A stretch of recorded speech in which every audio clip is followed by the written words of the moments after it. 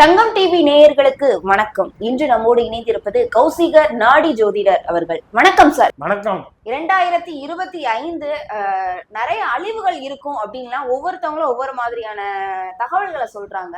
அத பத்தி நீங்க என்ன நினைக்கிறீங்க? உண்மையிலேயே இந்த மாதிரியான அழிவுகள் இருக்கும்னு நினைக்கிறீங்களா?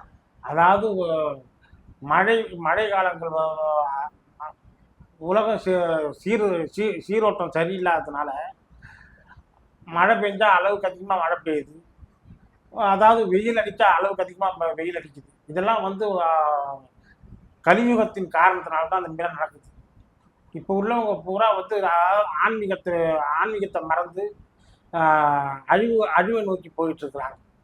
அதனால தான் இப்படிப்பட்ட பேரழிவுகள்லாம் வந்துக்கிட்டு இருக்குது. இப்போ பார்த்தீங்கன்னா இப்போ 2005 சனி பயிற்சி யாருக்கு என்னென்ன பலன்கள் கொடுக்குன்னு பார்த்தீங்கன்னா, இந்த மகர ராசிக்காரங்களுக்கு 7.5 வருஷமாக பல துன்பத்தை அடைஞ்சிருப்பாங்க. சொல்லில்லா துயரத்தை அடைஞ்சிருப்பாங்க.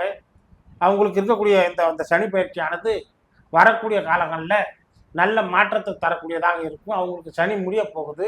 அதனால் இனிமேல் அவங்களுக்கு தொழிலில் எதிர்பார்த்த வருமானங்களும் எதிர்பார்த்த செல்வங்களும் கிடைக்கும். கணவன் மனைவிக்குள்ள ஒற்றுமை நிலவும். கடந்த காலகட்டங்களில் கணவனுக்கும் மனைவிக்கும் ஒற்றுமை இல்லாமல் பல பிரிவினைகளை அடைந்து கோர்ட்டு கேஸு வழக்கு போன்ற பிரச்சனைகள்லாம் சந்திச்சிருப்பாங்க. அந்த நிலையெல்லாம் மாறி இனி வரும் காலங்களில் இருவருமே ஒற்றுமையாக வாழ்வாங்க. திருமணமாகாத இருக்கக்கூடிய பெண்களுக்கு நிச்சயமாக திருமணம் கைகூடி வரும். தொழில் அவங்களுக்கு பார்த்தீங்கன்னா உணவு சம்பந்தமான தொழில் செஞ்சாங்கன்னா அவங்களுக்கு எதிர்பார்த்த வெற்றிகளை தரும். அதாவது சனி பயிற்சி நடக்கிறவங்க தொழில் உணவு தொழில் செய்யணும். சனி மகர ராசிக்கு முடிய போகுது. இவ்வளோ 7.5 வருஷத்துலேருந்து 2005 சனி முடிய போகிறாங்க. அதனால் அவங்களுக்கு இனிமேல் எல்லா காரியங்களும் கைகூடி வரும். எடுத்த முயற்சிகள் வெற்றிகள் தரக்கூடியதாக இருக்கும். எல்லா வகையிலுமே அவங்களுக்கு மாற்றம் தரக்கூடியதாக இருக்கும். குடும்பத்தில் உள்ள கஷ்டங்கள் துன்பங்கள் எல்லாமே விலகிடும். வியாபாரத்துலேயும் பல வாடிக்கையாளர்கள் பெருகுவாங்க. உணவு சம்பந்தமான தொழில் செஞ்சாங்கன்னா அவங்களுக்கு நல்ல வருமானங்கள் நல்ல செல்வங்கள் நல்ல பணலாபங்கள்லாம் அதிகரிக்கும். அதே போல் பார்த்தீங்கன்னா கும்பராசிக்காரங்களுக்கு பார்த்தீங்கன்னா ஜென்ம சனியாக இருந்து பல துன்பத்தை தந்திருப்பாங்க. பல வகையில் ஏமாற்றத்தை அடைஞ்சிருப்பாங்க. கொடுக்கல் வாங்கல் முறையில் கடனை கொடுத்துட்டு திரும்பி வாங்க முடியாமல் தவிச்சிருப்பாங்க. அதாவது கடனை கட்ட முடியாமலும் தவிச்சிருப்பாங்க. அப்படிப்பட்ட பிரச்சனைகள்லாம் அவங்களுக்கு இனிமேல் முடிவுக்கு வரும். ஏனென்றால் அந்த வரப்போகிற சனியானது அவங்களுக்கு பாத சனியாக மாறப்போகுது. அதனால் தொட்டது வருமானம் நிரந்தரமாக இருந்துக்கிட்டு இருக்கும். வருமானம் வந்தாலே எதையும் சமாளிக்கக்கூடிய ஒரு தன்னம்பிக்கையும் தைரியமும் உண்டாக்கும். அவங்களுக்கும் பார்த்திங்கன்னா இரும்பு சம்மந்தமான தொழிலெலாம் செஞ்சாங்கன்னா நல்ல வெற்றிகள் தரக்கூடியதாக இருக்கும். இரும்பு சம்பந்தமான தொழில்னா அதாவது வாகனத்துக்கு உண்டான உதிரி பாகங்களை விற்பனை செய்யக்கூடியது அல்லது வாகன சம்பந்தமான தொழில் செய்வது போன்ற தொழில் செஞ்சாங்கன்னா நல்ல வருமானங்கள் கிடைக்கும். நல்ல லாபங்கள் ஏற்படுத்தும். குழந்தை இல்லாத தம்பதியினருக்கு நிச்சயமாக புத்திர பாக்கியங்கள் கிடைக்கும். நல்ல மாற்றங்கள் உண்டாக்கும். ஆனாலும் உடலில் மட்டும் அவங்க ரொம்ப கவனமாக இருக்கணும். வாகனத்தில் செல்லும்போது எச்சரிக்கையாக இருக்கணும். அதோடு மட்டும் இல்லாமல் உடலில் பல வியாதிகள் கூட வரும். உடல் மன உளைச்சலும் மன வேதனைகளும் ஏற்படாத மாதிரி பல வகையில் ஏதாவது ஒரு சோதனைகள்லாம் இருக்கும். அச்சங்கள் வர்ற மாதிரி உங்களுக்கு கவலைகள் தர்ற மாதிரியான ஏதாவது ஒரு வேதனைகள் உண்டாக்கும். அதெல்லாம் பெருசாக உங்களுக்கு பாதிப்பு வராது. வரக்கூடிய காலகட்டங்களில் நிச்சயமாக நீங்கள் எதிர்பார்த்த வெற்றிகளை நீங்கள் அடைவீங்க. எதிர்பார்த்த வருமானங்களும் உங்களுடைய தொழிலில் இருக்கும். அதே போல் பார்த்தீங்கன்னா மீன ராசிக்காரங்களுக்கு சனியானது அவங்களுக்கு 7.5 சனியாக இருந்தாலும் கூட அவங்களுக்கும் நல்ல முன்னேற்றங்கள் உண்டாக்கும். அவங்களுக்கு பார்த்திங்கன்னா ஜென்ம சனியாக இருக்கிறாங்க. அவங்களுக்கும் நல்ல முன்னேற்றங்கள் உண்டாக்கும். தொழிலில் கொடுக்கல் வாங்கல் முறையில் யாருக்கும் பணமும் கொடுக்கக்கூடாது. யாருக்கிட்டையும் பணம் வாங்கக்கூடாது. அவங்க பார்த்திங்கன்னா அவங்களுக்கு குலதெய்வ வழிபாடு ரொம்ப ரொம்ப முக்கியம். குலதெய்வ வழிபாடு செய்யணும். விநாயகர் பெருமானை வழிபடணும். ஆஞ்சநேயரை வழிபட்டாங்கன்னா இந்த சனினால் வரக்கூடிய தொல்லைகள் துன்பங்கள்லாம் விளைக்கணும். தொட்டது தொடங்கும் செல்வங்கள் பெருகும். எதிர்பார்த்த வெற்றிகள் நிச்சயமாக கிடைக்கும். அதே போல் பார்த்திங்கன்னா மேஷ ராசிக்காரர்களுக்கு சனி ஆரம்ப சனியாக இருப்பதனால எங்கே பார்த்தா வீட்டுக்கு வந்தாலும் நிம்மதி இருக்காது. வெளியில் போனாலும் நிம்மதி இருக்காது. என்ன செய்வது எது செய்வது என்று பித்து பிடிச்சார் போல இருப்பாங்க. அவங்களுக்கு நீங்கள் பார்த்தீங்கன்னா சனீஸ்வர பகவானுடைய ஆலயத்துக்கு சென்று அந்த தெய்வத்தை மன்றாடி வணங்கினீர்கள் என்றால் சனியினுடைய உக்கரமானது குறைந்து உங்களுக்கு தொட்ட காரியங்கள் கைகூடி வரும். தொழிலில் எதிர்பார்த்த வருமானங்கள் கிடைக்கும். திருமண முயற்சிகளில் உங்களுக்கு நல்லபடியாக வெற்றிகள் தரக்கூடியதாக மாறி நல்ல வரன் கிடைக்கும். நல்லபடியாக வேலை வாய்ப்புகள் உங்களுக்கு பார்த்தீங்கன்னா ஐடி துறையெல்லாம் உங்களுக்கு வேலை வாய்ப்பு கிடைக்கும். ஐடியில் வேலை பார்க்குறவங்களுக்கும் பணி உயர்வு பதவி உயர்வு ஏற்படுத்தும். சிம்ம ராசிக்காரர்களுக்கு வந்து பார்த்தீங்கன்னா கண்டக சனி ஆரம்பிச்சிருந்திருக்கு. அந்த கண்டக சனி 2 வருஷமாக அவங்களுக்கு கணவன் மனைவிக்குள்ள கருத்து வேறுபாடுகள் பிரிவினைகள்லாம் ஏற்பட்டிருக்கும். வேற பெண்கள் மூலமாகவும் பல அவச்சொல்கள் நல்லதே சொல்லியிருந்தாலும் கூட பெண்கள் மூலமாக அவச்சொல்களும் பெயர்களும் உண்டாகியிருக்கும். அந்த நிலையெல்லாம் மாறி இனி வரும் காலங்களில் குருவின் பார்வையின் மூலமாக ராகு கேது பயிற்சியின் மூலமாக தொட்டது தொடங்கும் செல்வங்கள் பெருகும். தொழிலில் எதிர்பார்த்த வருமானங்கள் நாளுக்கு நாள் அதிகரிக்கும். நீங்கள் செய்யக்கூடிய தொழிலானது பார்த்தீங்கன்னா ரியல் எஸ்டேட் சம்பந்தமான தொழில் செய்யலாம், அல்லது மனை பூமிகளை வாங்கி விற்பனை செய்யக்கூடிய தொழில் செய்யலாம். மனைகளை வாங்கி வீடு கட்டி குறிப்பிட்ட நாள் கழித்து அதை விற்பனை செஞ்சிங்கன்னா கூட சில லட்சங்களுக்கு வாங்குறது பல லட்சங்களுக்கு விற்பனை ஆகக்கூடிய வாய்ப்புகள்லாம் உண்டாக்கும். ஓகே சார், 2025ல இப்போ 90 கிட்ஸ், அதாவது 90களில் பிறந்தவங்களுக்கு நிறைய பேருக்கு கல்யாணம் ஆகாம இருக்கு. 2025ல அந்த திருமணம் நடக்கிறதுக்கு வாய்ப்பு இருக்கா? நிச்சயமாக உங்களுக்கு திருமணம் ஆகாதவங்களுக்கு கண்டிப்பாக இருக்கும். திருமண தடைகள் நீங்கி நல்லபடியாக வரன் அமையும். அதாவது என்கிட்ட வந்து பார்த்தாங்க ஒருத்தவங்க, அவங்களுக்கு பார்த்தீங்கன்னா வந்து ரொம்ப நாளாக கல்யாணம் ஆகலை, ஒரு பெண்ணுக்கு வந்து வரனே வந்து அமையல அப்படின்னு சொல்லி ரொம்ப வேதனைப்பட்டு இருந்தாங்க. அவங்களுக்கு ஓலைச்சூடி மூலமாக பார்த்து உங்களுக்கு முருகன் பேரில் பொண்ணு மாப்பிள்ளை அமைவார், நிச்சயமாக உங்களுக்கு திருமாங்கலை தோஷம் இருக்குது, அதனால் திருமணம் தேடி போயிட்டு வாங்க, அது அங்கே போய் அந்த திருமணம் ஜெயிலில் இருக்கக்கூடிய அந்த தெய்வத்தை மன்றாடி வணங்கி அவருக்கு நீங்கள் வந்து பரிகாரங்களை செஞ்சு அங்கே இருக்கக்கூடிய ஏழை எளியவர்களுக்கு உங்களால் முடிஞ்ச அன்னதானங்களை செய்யுங்க அப்படின்னு சொன்னேன். அதேமாரி அவங்க செஞ்சாங்க. அவங்களுக்கு பார்த்தீங்கன்னா கார்த்திக் என்ற பெயர் கொண்ட ஒரு வாலிபர் அவங்களுக்கு மணமகனாக கிடைச்சாங்க. அவரும் ஐடி நிறுவனத்தில் வேலை பார்க்குறவர். மாதம் ஊதியமே வந்து பார்த்தீங்கன்னா 1 லட்சம் 1.5 லட்சம் சம்பாதிக்கக்கூடிய ஒரு நல்ல கணவரை அவங்க திருமணம் பண்ணி இப்போ மகிழ்ச்சியாக வாழ்ந்துகிட்டு இருக்கா அப்படின்னு சொல்கிறாங்க. இப்போ அது மட்டும் இல்லை சார், நிறைய பேருக்கு வந்து குழந்தை பாக்கியம் இல்லாமல் இருக்கு, அவங்களுக்குலாம் என்ன சொல்ல?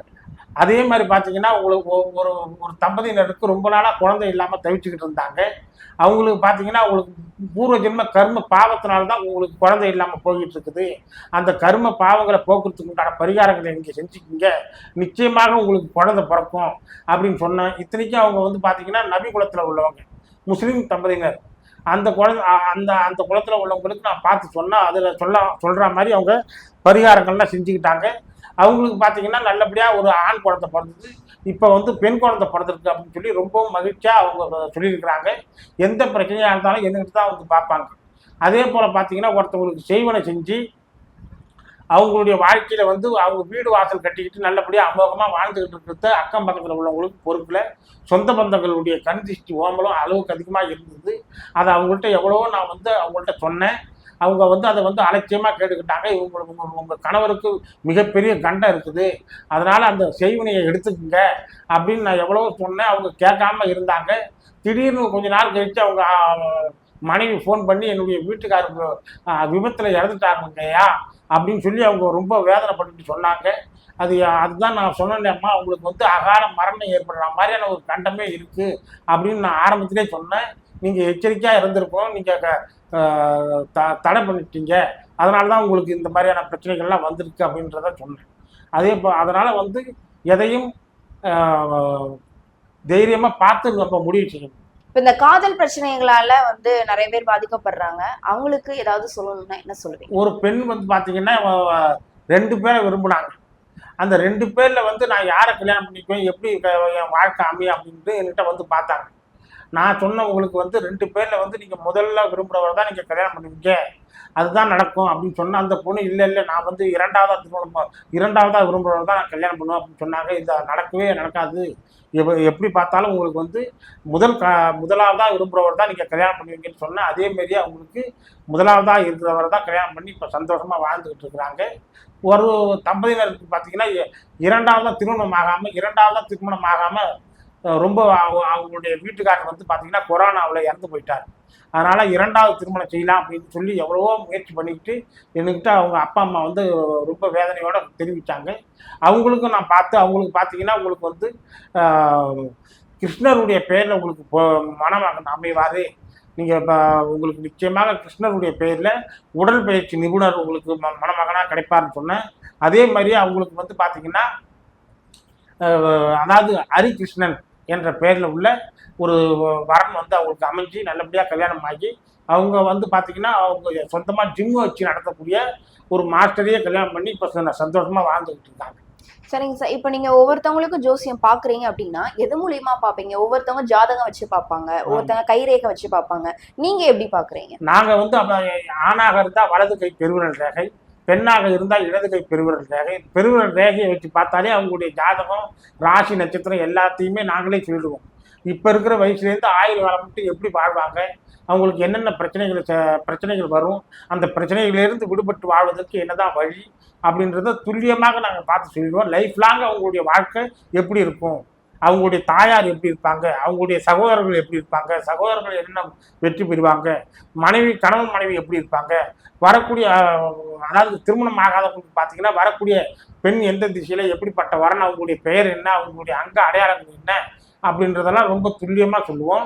ஆணாக இருந்தால் அவங்க வரக்கூடிய கணவர் உங்களுக்கு எப்படிப்பட்டவங்களாக இருப்பாங்க, எந்த துறையில் வேலை பார்த்துக்கிட்டு இருப்பாங்க, அவர் எந்த அளவுக்கு வருமானம் மிக்கவராக இருப்பார், எப்படிப்பட்டவராக இருப்பார், அவருடைய குணாதிசயங்கள் என்ன, அவருடைய பெயர் என்ன, அவருடைய ஜாதக ராசியும் உங்களுடைய ஜாதக ராசியும் எப்படிப்பட்ட ஒத்துமையாக இருக்குமா, பொருத்தமாக இருக்குமா, லைஃப் லாங் அவரோட நீங்கள் எப்படிலாம் வாழ்க்கையில் முன்னேற்றம் அடைவீங்க, எங்கெங்கே வெளிநாடு செல்லக்கூடிய யோகங்கள்லாம் உங்களுக்கு கிடைக்குமா என்பதையெல்லாம் துல்லியமாக நாங்கள் லைஃப் லாங் ஆயுள் வரை எப்படி வாழ்வாங்கன்றதை துல்லியமாக சொல்லுவோம். சார், இது மட்டும் இல்ல 2025ல சனி பயிற்சிக்கு மட்டும்தான் நீங்க சொல்லியிருக்கீங்க. குரு பயிற்சியும் இருக்குதுன்னு சொல்றாங்க. குரு பயிற்சி எந்த மாதிரியான ராசிக்கு எந்த மாதிரியான பலன்கள் தரும், எந்த மாதிரியான தீமைகள் கொடுக்கும்? குரு பயிற்சி பார்த்தீங்கன்னா வந்து அதாவது ரிஷப ராசிக்கு வந்து பார்த்தீங்கன்னா குரு பயிற்சி ஜென்ம குருவா இருப்பாங்க. அந்த அதாவது ரிஷபராசிலேயே அந்த சந்திரனோட குரு சேருவதனால அவருக்கு பவர் இல்லாமல் போயிடும். அந்த ராசிக்காரர்களுக்கு அதாவது ஜென்மராமர் வனத்திலே குரு அந்த நாள் ஜென்மராமர் வனத்திலே சீதை சிறை வைத்தனரே அப்படின்னு பாடலே இருக்குது. அந்த அந்த ராசியோட குரு சேர்ந்தா அந்த குருவினால எந்த பலனும் கிடைக்காது. அவங்களுக்கு பல வகையில் பிரச்சனைகள், ஏமாற்றங்கள், சோதனைகள்லாம் உண்டாக்கும். அடுத்த குரு பயிற்சிக்கு அப்புறமா அவங்களுக்கு எடுத்த காரியங்கள் கைகூடி வரும். அந்த ராசியை விட்டு போனாலே அவங்களுக்கு நல்ல வெற்றிகள் உண்டாக்கும், நல்ல முன்னேற்றங்கள் உண்டாக்கும். எதிர்பார்த்ததை போலவே குருவினுடைய பார்வை அவங்களுக்கு நிச்சயமாக கிடைக்கும். எல்லா ராசிக்குமே கிடைக்கும் குரு பார்வை. அந்த ராசியில சந்திரனோட குரு சேர்ந்தாதான் அந்த ராசினால எந்த பலனும் கிடைக்காத அளவுக்கு குருவினுடைய தன்மை இருக்கும். இப்போ எல்லாருமே வந்து இப்ப எல்லா ஜோதிடருமே என்ன சொல்றாங்கன்னா, இப்ப மேஷம் ராசி எடுத்துக்கிட்டோம்னா 60% வரைக்கும் வந்து உங்களுக்கு நல்லா இருக்கும் அப்படின்னு சொல்றாங்களே. நீங்க ஒவ்வொரு ராசிக்கும் மதிப்பெண் கொடுக்கறதா இருந்தா எந்த மாதிரியான இது கொடுப்பீங்க? அதாவது 60% வரைக்கும் அவங்களுடைய இது ஓலைச்சூடி மூலமாக பார்த்து நவ கிரகங்களையும் 12 ராசிகளையும் தன்வசம் ஆக்கக்கூடியவங்க தான் சித்தர்கள், முனிவர்கள்.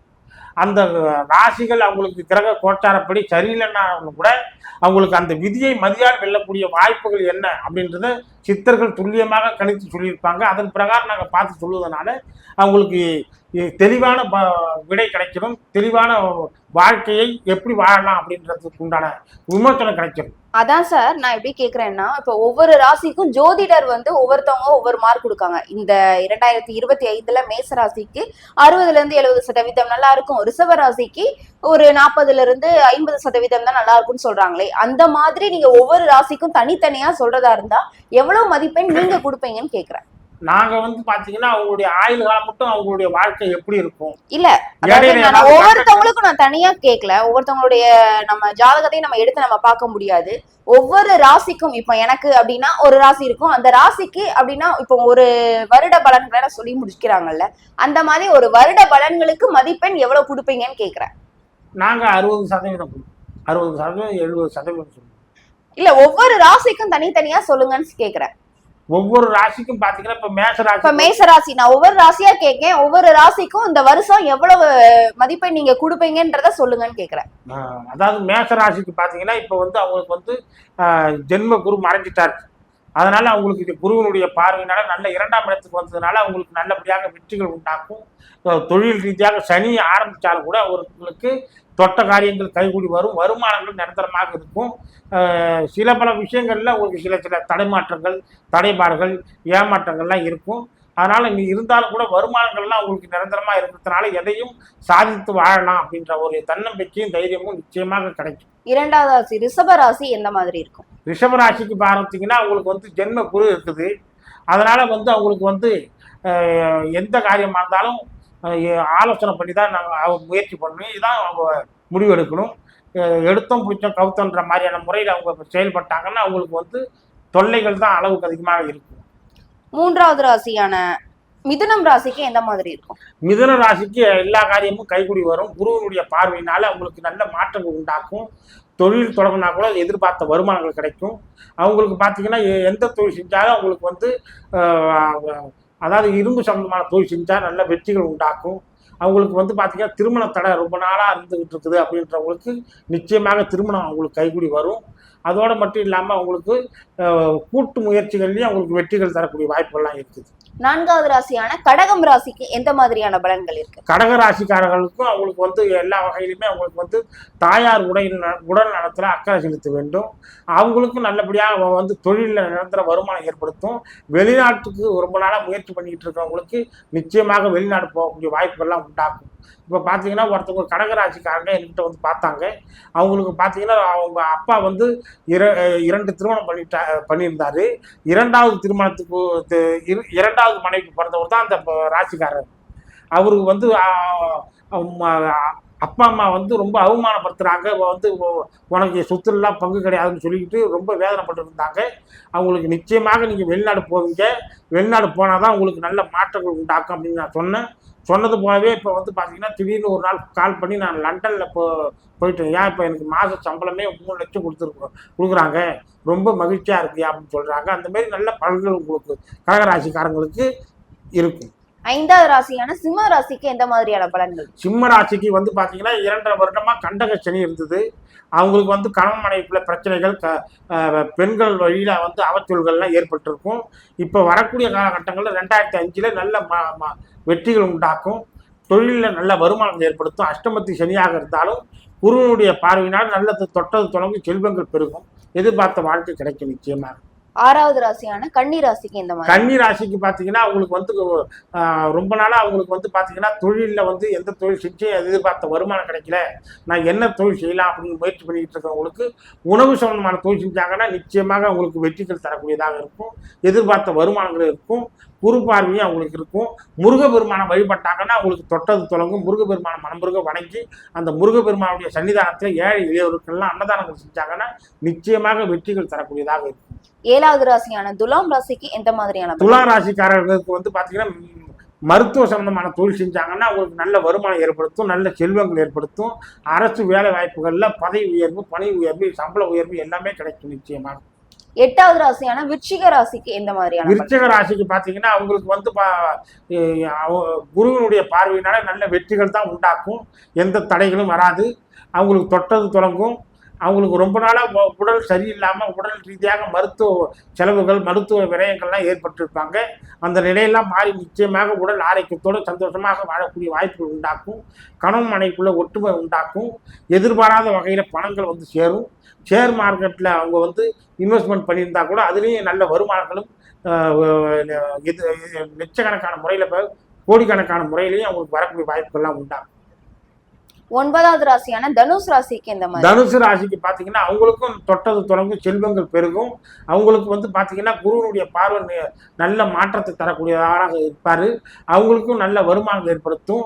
அவங்களுக்கு பார்த்தீங்கன்னா கட்டிட கன்ஸ்ட்ரக்ஷன் சம்பந்தமான தொழில் செஞ்சாங்கன்னா அவங்களுக்கு நல்ல வெற்றி, மாபெரும் வெற்றிகளை பெறுவாங்க. நல்ல வருமானங்களை பெறுவாங்க. நல்ல மேன்மை அடைவாங்க. அவங்களுக்கும் திருமண தடைகள்லாம் நீக்கும். அவங்களுக்கும் நல்லபடியாக புதிதாக நல்ல பெண் கிடைப்பாங்க. நல்ல மாற்றத்தை அடைவாங்க.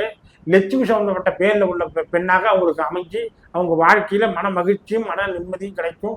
மகாலட்சுமியை வழிபட்டாங்கன்னா அவங்களுக்கு எல்லாமே கைகூடி வரக்கூடிய வாய்ப்புகள் உண்டாகும். 10வது ராசியான மகரம் ராசிக்கு எந்த மாதிரியான பலன்கள்? மகர ராசிக்கு கணவன் மனைவி பிரச்சனைகள், கணவனால ஏற்படக்கூடிய தொல்லைகள்னால கோர்ட்டு கேஸ் வழக்கு போன்ற பிரச்சனைகள்லாம் சந்திச்சிருப்பாங்க. அந்த நிலைகள்லாம் இனிமேல் மாறி கணவன் மனைவிக்குள்ள ஒற்றுமை நிலவும். கணவர் புரிந்து கொள்வார்கள், மனைவியும் புரிந்து கொள்வார்கள். இருவருமே ஒன்றிணைந்து மனமகிழ்ச்சியோடு வாழக்கூடிய வாய்ப்புகள் நிச்சயமாக இருக்கும். 11வது ராசியான கும்ப ராசிக்கு எந்த மாதிரியான பலன்? கும்ப ராசிக்கு பாத்தீங்கன்னா அவங்களுடைய ஜென்ம சனியாக இருந்தவர் தற்போது பாத சனியா மாறுறாரு. கடந்த காலகட்டங்களில் அடைந்த துன்பங்கள் துயரங்கள் எல்லாம் முற்றிலுமாக ஓரளவுக்கு நீங்கி தொட்டது தொடங்கு செல்வங்கள் பெருகும். வியாபாரத்துல புதிய புதிய வரவுகள் வந்து சேரும். நல்ல லாபத்தை உண்டு பண்ணும். எதிர்பார்த்த வெற்றிகளை உண்டாக்கும். அவங்களுடைய வாழ்க்கையிலையும் எந்த புதிய தொழில் ஏதாவது செஞ்சாங்கன்னா கூட அதுலேயும் நல்ல வருமானங்கள், வாகன சம்பந்தமான தொழில்கள், வாகனத்துக்கு உண்டான உதவி பாகங்களை எல்லாம் விற்பனை செய்யக்கூடியது, இரும்பு சம்பந்தமான தொழிலெல்லாம் செஞ்சாங்கன்னா நல்ல வருமானம் ஏற்படுத்தும். குழந்தைகளாலேயும் நல்ல பெயர்கள் உண்டாக்கும். குழந்தைகளும் நல்லபடியாக படித்து நல்ல மதிப்பெண்களை பெற்று பெருமையை தருவார்கள். 12வது ராசியான மீன ராசிக்கு எந்த மாதிரியான பலன்கள்? மீன ராசிக்கு வந்து பாத்தீங்கன்னா அவங்களுக்கு வந்து ஜென்ம சனியா மாறுறாரு. அதனால வந்து பாத்தீங்கன்னா வீட்டுக்கு வந்தாலும் நிம்மதி இருக்காது, வெளியில போனாலும் நிம்மதி இருக்காது அப்படின்ற ஒரு நிலையில இருப்பாங்க. அதனால நீங்க ரொம்பவும் எச்சரிக்கையாக இருக்கணும். நீங்க வந்து பாத்தீங்கன்னா சனீஸ்வர பகவானை வழிபடுங்க, முருகப்பெருமானை வழிபடுங்க. சனீஸ்வர பகவானை வழிபட்டீங்கன்னா உங்களுக்கு வந்து சனியினுடைய உக்கிரமானது குறையும். முருகப்பெருமானை வழிபட்டீங்கன்னா வருமான வச்சியங்கள் உண்டு பண்ணும். முருகப்பெருமானுடைய ஆலயத்துக்கு சென்று மன்றாடி வணங்கி அங்கே இருக்கக்கூடிய ஏழை இளைஞர்களுக்கெல்லாம் அன்னதானங்கள் செய்யுங்க. குலதெய்வத்தை வழிபடுங்க. நிச்சயமாக இந்த வருடமானது உங்களுக்கு நல்லதொரு எண்ணங்களையும் எதிர்பார்ப்புகளையும் வெற்றி தரக்கூடிய வாழ்க்கையாக உங்களுக்கு மாறும். கண்டிப்பாக சார், பொறுத்திருந்து பார்க்கலாம் 2025ல எந்த மாதிரியான பலன்கள் எந்த மாதிரியான ராசிக்கு இருக்கு அப்படின்னு சொல்லியிருக்கீங்க. அது மட்டும் இல்ல, அதாவது 90கள்ல பிறந்தவர்களுக்கு திருமண தடை நீங்க, அப்புறம் குழந்தை பாக்கியம் நீங்க அப்படின்னு சொல்லிட்டு, அப்புறம் பிள்ளை சூனியம் அப்படின்னு நிறைய விஷயங்களை எங்களோட பகிர்ந்தமைக்கு நன்றி சார்.